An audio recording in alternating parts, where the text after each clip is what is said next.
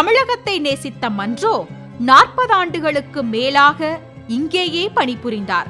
தனது 67வது வயதில் தாயகம் திரும்ப விரும்பியதால் இங்கிலாந்து அரசு தர விரும்பிய கவர்னர் ஜெனரல் பதவியையும் வேண்டாம் என மறுத்துவிட்டார். இங்கிலாந்து திரும்பி கடைசி காலத்தில் அமைதியாக ஓய்வெடுக்க வேண்டும் என விரும்பிய மன்றோவிற்கு கடைசி வரை அந்த ஆசை நடக்கவே இல்லை. அனைவரிடமும், குறிப்பாக ஏழைகளிடம் மிகவும் கருணையோடும் பாசத்தோடும் நடந்து கொண்ட மன்றோ அந்த அன்பு காரணமாக நாடு திரும்பும் முன் தான் 6 ஆண்டு காலம் கலெக்டராக பணிபுரிந்த ஆந்திராவின் கடப்பா பகுதிக்கு சென்று வர விரும்பினார். கடப்பா பகுதியில் காலரா பரவியுள்ளதாக அதிகாரிகள் எச்சரித்தும் மன்றோ அங்கு சென்று மக்களோடு பேசி மகிழ்ந்தார்.